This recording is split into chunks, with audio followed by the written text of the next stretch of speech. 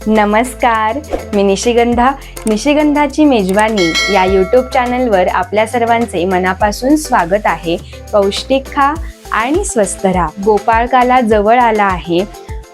कृष्णाच्या सवंगड्यांनी जे जे म्हणून आणले होते ते सर्व एकत्र करून त्याचा काला केला होता, त्यालाच आपण गोपाळकाला असे म्हणतो। गोपाळकाल्या दिवशी आपल्या लाडक्या कृष्णाला काल्याचा नैवेद्य दाखवला जातो। तर हा नैवेद्याचा काला कसा बनवायचा ते आज आपण पाहूया।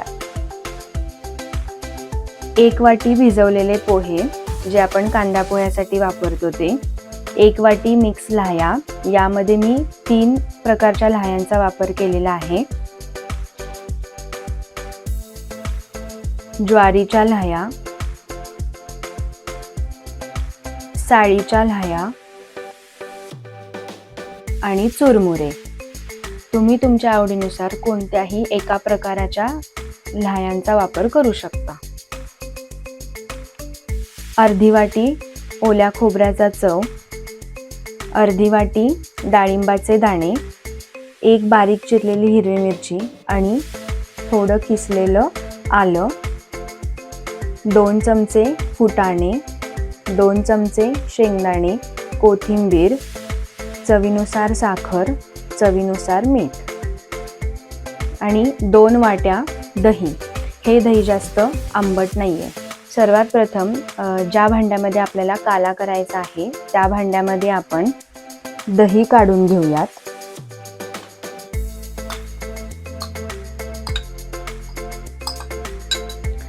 आणि हे दही चांगले फेटून घेऊयात।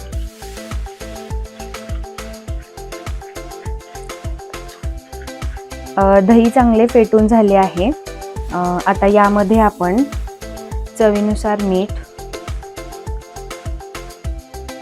चवीनुसार साखर आणि मिरची आणि आलं घालून परत एकदा चांगले हलवून घेऊयात। हे सर्व जिन्नस घालून दही चांगले फेटल्यामुळे काल्याला एकसारखी चांगली चव येते। आता यामध्ये आपण भिजवलेले पोहे, मिक्स लाह्या, ओल्या खोबऱ्याचा चव, फुटाणे, शेंगदाणे घालून एकसारखे मिक्स करून घेऊयात। गोपाल काल्यासाठी तुम्ही ज्वारीच्या लाह्या, साळीच्या लाह्या, चुरमुरे किंवा राजगिराच्या लाह्या सुद्धा वापरू शकता। या 3ही लाह्या तुम्ही समप्रमाणात घेऊन वापरू शकता किंवा कोणत्याही ज्या प्रकारच्या लाह्या तुम्हाला उपलब्ध आहेत त्या तुम्ही इथे वापरू शकता। इथे दह्याचं प्रमाण तुम्ही कमी जास्त करू शकता। तुम्हाला जसा काला ओलसर हवाय त्या पद्धतीने तुम्ही इथे दह्याचा वापर करू शकता। हे दह्याचं अचूक प्रमाण आहे। जर तुम्हाला खूप ओलसर वाटलं किंवा खूप जास्त कोरडं वाटलं तर तुम्ही दह्याचं प्रमाण कमी जास्त करू शकता।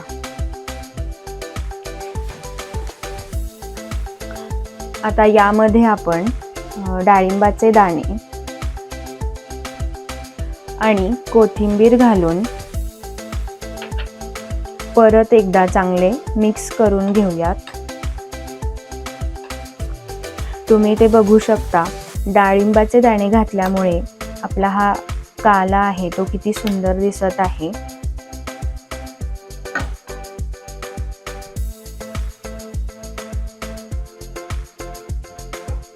हा काला रंगसंगतीमुळे खूप छान दिसतो आणि चवीला सुद्धा एकदम मस्तच लागतो। हा काला मी एका बाउलमध्ये काढून घेते। हा काला बघून आत्ताच खावासा वाटतोय, इतका सुंदर दिसत आहे। आणि गार्निशिंगसाठी मी डाळिंबाचे दाणे आणि थोडीशी कोथिंबीर भुरभुरून घेत आहे। आणि सर्वात महत्त्वाचे म्हणजे तुळशीचे पान, याशिवाय आपला नैवेद्य पूर्णच होत नाही। या काल्यामध्ये तुम्ही लिंबाच्या लोणच्याचा सुद्धा वापर करू शकता, त्यानेही चव खूप अप्रतिम लागते. माझ्याकडे लिंबाचं लोणचं अवेलेबल नव्हतं, त्यामुळे मी इथं वापर केला नाही. तर हा काला तुम्हाला कसा वाटला हे मला नक्की सांगा आणि आपल्या चॅनेलला लाईक, सबस्क्राईब आणि शेअर करायला विसरू नका. तोपर्यंत पौष्टिक खा आणि स्वस्थ राहा. धन्यवाद.